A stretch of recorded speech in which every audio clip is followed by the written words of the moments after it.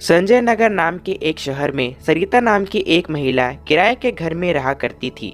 वो उस घर पर अकेले रहा करती थी। उस घर का मालिक पवन उससे घर का किराया लेने हर महीने आया करता था। वो उससे हर महीना किराए के पैसे दे दिया करती थी।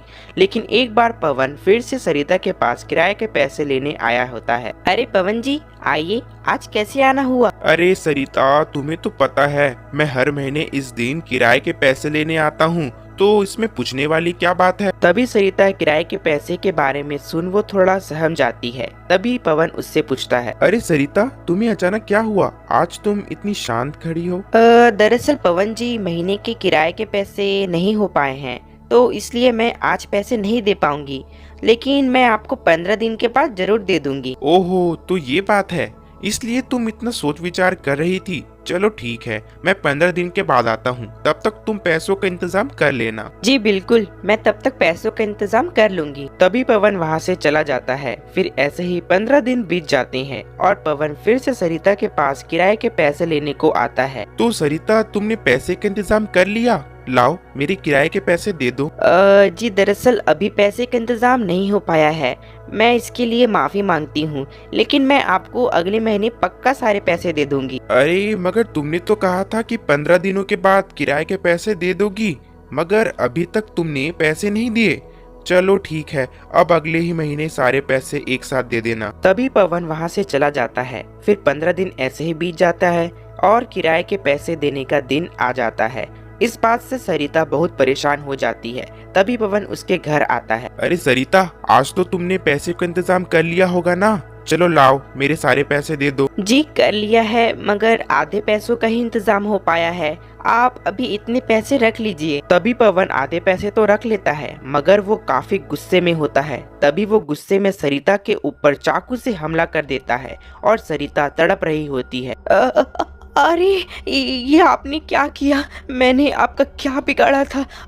नहीं नहीं। तभी सरिता तड़पते हुए वहीं मर जाती है। तभी पवन उसके लाश को देख बोलता है, सरिता जी, मैंने आपको कितने बार मौका दिया, मगर आपने हर बार उससे ठुकरा दिया। अब मरो। तभी पवन सरिता को बुरी तरह से मार देता है और वो वहाँ से चला जाता है। तभी सरिता की आत्मा चुड़ैल बन जाती है। तभी वो चुड़ैल बहुत गुस्से में होती है।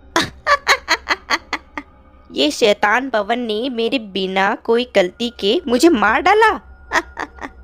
इस पवन ने क्या सोचा कि ये मुझे मारकर बच जाएगा?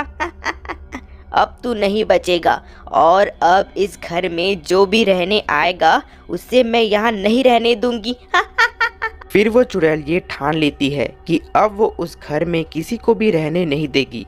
फिर ऐसे ही कई महीने बीत जाते हैं और फिर एक दिन उसी घर को एक परिवार देखने को आता है और पवन उन्हें लेकर आया होता है, मगर वो ये बात उन्हें नहीं बताता है कि उस घर में उसने किसी का हत्या किया था। फिर परिवार के तीनों को घर पसंद आता है। उस परिवार में शेखर, नैना और उसका बेटा राजू थे। तभी पवन शेखर से पूछता है, अरे शेखर भाई, आपको ये घर पसंद आया? जी भाई, ये घर मुझे और मेरे घर के सभी को बहुत पसंद आया। हम इस घर को किराए में लेने को तैयार हैं। अरे ये बहुत ही अच्छी बात है। ठीक है, फिर कल से आप यहाँ आ जाइए। फिर शेखर उस घर को किराए में ले लेता है और घर के सभी सदस्य उस घर में आकर बहुत खुश थे, मगर उन्हें क्या पता था कि उस घर में चुड़ैल का साया है और आगे क्या क्या होने वाला है। फिर वे सभी उस घर में अच्छे से रहने लगते हैं और सब कुछ अच्छा चल रहा होता है। फिर एक रात सभी सो रहे होते हैं। शेखर और नैना दोनों एक कमरे में सो रहे होते हैं और उनका बेटा राजू दूसरे कमरे में सो रहा था। तभी अचानक किचन से कुछ गिरने का आवाज आता है। तभी नैना उठ जाती है और किचन में जाकर देखती है तो वहाँ कोई नहीं होता है। अरे, ये बर्तन गिरने का आवाज तो यहीं से आया था, मगर यहाँ तो कोई भी नहीं दिख रहा है। हो सकता है कोई बिल्ली होगी। तभी नैना वापस अपने कमरे में जाकर सो जाती है और वो किसी को भी नहीं उठाती। फिर अगले दिन नैना शेखर को सारी बात बताती है। अजी, कल रात को किचन से कुछ गिरने की आवाज आई थी, मगर मैं वहाँ जाकर देखी तो कोई भी नहीं था वहाँ। अच्छा, मगर इतनी रात को कौन हो सकता है? अरे शायद बिल्ली थी होगी, तुम चिंता मत करो। हाँ, मैंने भी वही सोचा, हो सकता है वो बिल्ली थी होगी। तभी नैना उसे नजरअंदाज कर देती है और वो उसे भूल जाती है। शेखर अपने काम से चला जाता है और नैना अपने कामों में व्यस्त हो जाती है। फिर दिन ऐसे ही बीत जाता है। फिर उसी रात को सभी खाना खाकर सो रहे होते हैं। तभी घर में उसी चुड़ैल की डरावनी आवाज आती है। उसे सुन राजू उठ जाता है और वो इधर उधर देखने लगता है। तभी वो सामने के कमरे में आ जाता है। तभी वो देखता है वहाँ वही चुड़ैल खड़ी होती है। उसे देख वो जोर से चिल्लाता है। तभी ये चीख सुन शेखर और नैना वहाँ भागकर आ जाते हैं। अरे राजू, तुम्हें क्या हुआ? अचानक तुम यहाँ क्या कर रहे हो? चुड़ैल माँ, वो चुड़ैल। चुड़ैल? कहाँ है चुड़ैल? राजू, तुम्हारी तबीयत तो ठीक है ना? यहाँ कैसे चुड़ैल आ सकती है? नहीं, मैं सच कह रहा हूँ, यहाँ एक चुड़ैल थी, लेकिन वो कहाँ गायब हो गई मुझे नहीं पता। मम्मी पापा, मुझे बहुत डर लग रहा है। हाँ जी, हो सकता है कि राजू सही कह रहा हो। अच्छा राजू, ठीक है, तुम जाकर सो जाओ, हम कल सुबह देखते हैं। तभी सभी जाकर अपने कमरे में सो जाते हैं। लेकिन अब वो चुड़ैल उन सभी को डराना शुरू कर देती है। फिर अगली सुबह सभी उस बारे में बात कर रहे होते हैं। अरे ये सब कोई बात नहीं है। राजू शायद नींद में था होगा और वो सपना देख रहा था होगा। चुड़ैल वगैरह कुछ नहीं होती है। हाँ, हो सकता है, आप सही कह रहे हो। तभी वे फिर से ये बात को नजरअंदाज कर देते हैं और राजू की बात को मजाक समझने लगते हैं। फिर उसी रात सभी सो रहे होते हैं। तभी किचन से भयानक आवाज आता है।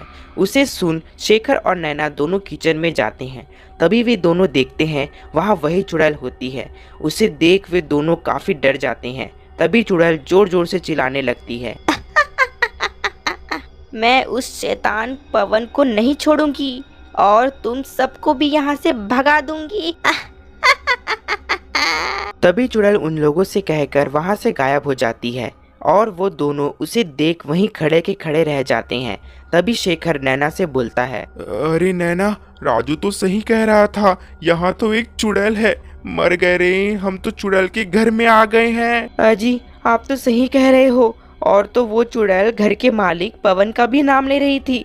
पता नहीं उससे उसे क्या करना है। मैं तो कह रही हूँ कि कल ही हम तांत्रिक बाबा को बुला लेते हैं। अरे हाँ सरिता, तुमने सही कहा, कल ही हम बाबा को बुला लेते हैं। फिर अगली सुबह शेखर और नैना बाबा को घर बुला लेते हैं और उन्हें सारी बात बताते हैं। तभी बाबा उनसे बोलते हैं। अरे ये तो बहुत गंभीर बात है, इसे ऐसे ही नजरअंदाज नहीं कर सकते हम। रुको, मैं अभी उस चुड़ैल का पता लगाता हूँ। तभी बाबा जोर जोर से मंत्र पढ़ने लगते हैं और उस मंत्र की शक्ति से वहाँ वही चुड़ैल आ जाती है और वो जोर जोर से चिल्लाने लगती है। अरे तूने मुझे यहाँ क्यों बुलाया, बता। अरे ए चुड़ैल, तूने इन बेचारों को क्यों परेशान कर रही है? इन्होंने तेरा क्या बिगाड़ा है? इन लोगों ने तो मेरा कुछ नहीं बिगाड़ा है, मगर उस शैतान पवन ने मेरा हत्या किया है। हत्या किया है? और कौन है ये पवन, मुझे बता। पवन इस घर का मालिक है, उसी ने मेरा हत्या किया है। मेरा नाम सरिता है। पहले मैं भी इस घर में किराएदार थी, मगर मैं उसे कुछ पैसे नहीं चुका पाई तो उसने मेरा हत्या कर दिया और अब मैं उसकी वजह से एक चुड़ैल बन गई हूँ। अगर उस शैतान को सजा मिलेगा तब मुझे मुक्ति मिल जाएगी। तभी वो चुड़ैल उन सबको ये बात बताकर वहाँ से गायब हो जाती है। फिर वो बाबा और शेखर मिलकर उस पवन को सजा दिलाने का योजना बनाते हैं और तभी शेखर पुलिस को कॉल कर सारी बात बता देता है कि पवन एक हत्यारा है। फिर अगले दिन पवन शेखर के पास महीने का किराया लेने को आता है। अरे भाई शेखर, आज किराया देने का दिन है, तो लाओ मेरे पैसे मुझे दे दो। हाँ हाँ भाई, बिल्कुल देता हूँ ना। फिर शेखर उसे पैसा देता है और तभी वहाँ पुलिस आ जाता है। पुलिस को देख पवन का सिट्टी पिट्टी गोल हो जाता है। अरे ये पुलिस यहाँ क्या कर रही है? मैं यहाँ तुझे अरेस्ट करने को आया हूँ और हमें सारी बात पता चल गई है कि तुमने एक सरिता नाम की महिला का हत्या किया था और हमें सब पता चल गया है। तभी पुलिस पवन को अरेस्ट कर ले जाते हैं और उसे उसके बुरे कर्म का फल मिल जाता है।